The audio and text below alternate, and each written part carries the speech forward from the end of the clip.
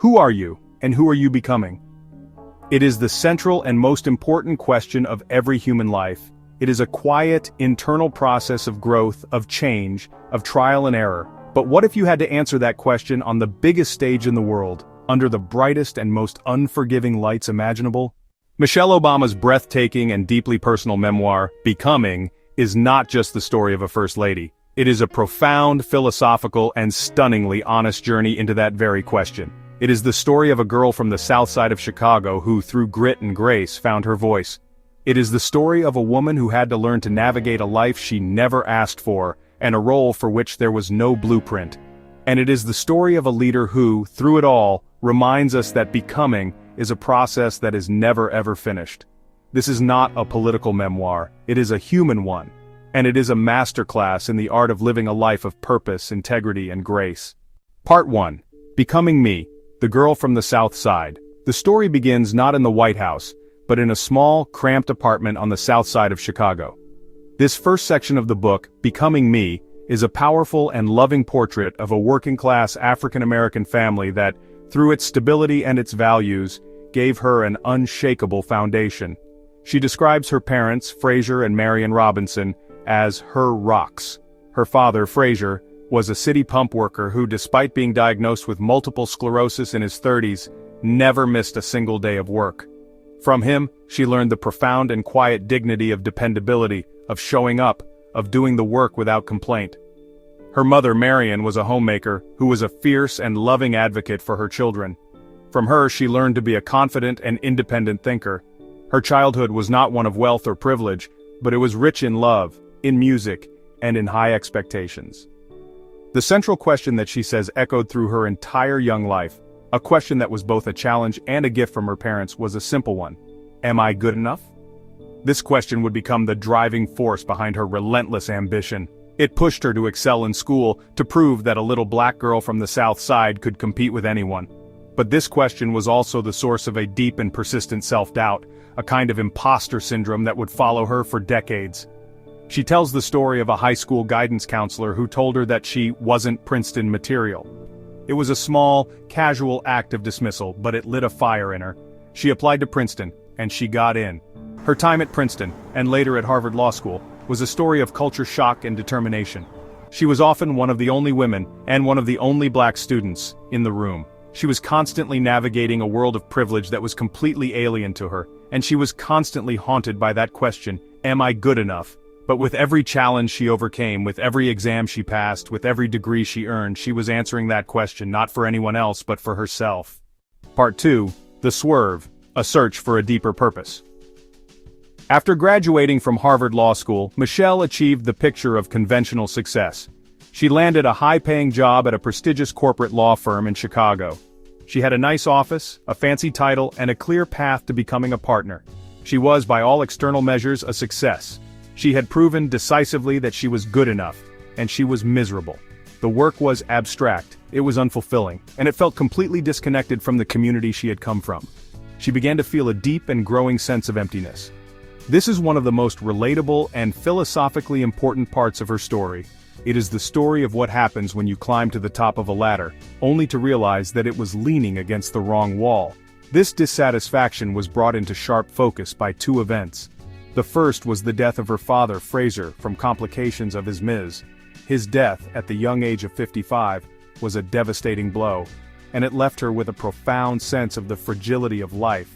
It made her question what she was doing with her own precious time. The second event was the arrival of a young, brilliant, and slightly chaotic summer associate at her law firm, a man with a funny name who she was assigned to mentor. His name was Barack Obama. Barack was different from anyone she had ever met. He was not interested in the corporate ladder. He was driven by a deep and passionate desire to change the world. He talked about community, about justice, about service, and in him, she saw a reflection of her own dormant and unfulfilled desires. These two events led her to make a courageous and life-altering decision. She decided to make a swerve. She quit her high-paying job at the law firm and began a new career in public service. She took a job working for the city of Chicago, and later, for a non-profit organization that encouraged young people to pursue careers in their communities. The pay was a fraction of what she had been making. But for the first time in her professional life, she felt a deep and abiding sense of purpose. She had found the right wall. This part of her journey is a profound philosophical lesson in the difference between a job and a calling and the courage it takes to choose meaning over money. Part 3. Becoming Us. The Reluctant Political Spouse. The story of her relationship with Barack Obama is a beautiful and refreshingly honest love story. She describes their courtship, their deep intellectual connection, and the challenges of merging her own highly organized and plan-oriented life with his more free-flowing and unpredictable one. But it is also the story of her becoming a reluctant political spouse. Michelle never shared Barack's passion for politics. She found it to be a slow, frustrating, and often cynical business, and she was deeply protective of her family and her private life. As Barack's political star began to rise from state senator to U.S. senator and then to a presidential candidate, she was faced with a constant and difficult struggle. How could she support the man she loved and his world-changing ambitions without losing herself in the process? How could she raise two normal, grounded daughters, Malia and Sasha, in the insane and artificial world of a political campaign? She writes with unflinching honesty about the strain that his political career placed on their marriage. She talks about the lonely nights she spent at home with the kids while he was in the state capitol. She talks about their arguments, about her frustrations, about their decision to go to couples counseling. This is not a fairy tale. It is a real and honest portrait of a marriage, a partnership that had to constantly be negotiated and worked on. When Barack decided to run for president, she was deeply ambivalent. She was proud of him, and she believed in him. But she was also terrified of what a life in the White House would do to their family. She finally agreed to support his campaign, but she did it on her own terms. She insisted on maintaining a sense of normalcy for her daughters, and she was determined to use her own, authentic voice on the campaign trail. She was not going to be a silent, smiling political prop. She was going to be herself. Part 4. Becoming First Lady. The Unwritten Role. When Barack Obama won the presidency in 2008, Michelle was confronted with a new and daunting challenge. She was about to become the First Lady of the United States, a role for which there is no job description and a role that no African-American woman had ever held before. Her time in the White House is the story of how she navigated this unwritten role with grace, with intelligence, and with a profound sense of purpose. She was determined to not just be a host of state dinners and a fashion icon. She wanted to use her unique platform to make a real and lasting difference. She launched a series of powerful initiatives that were deeply connected to her own life story. Let's move!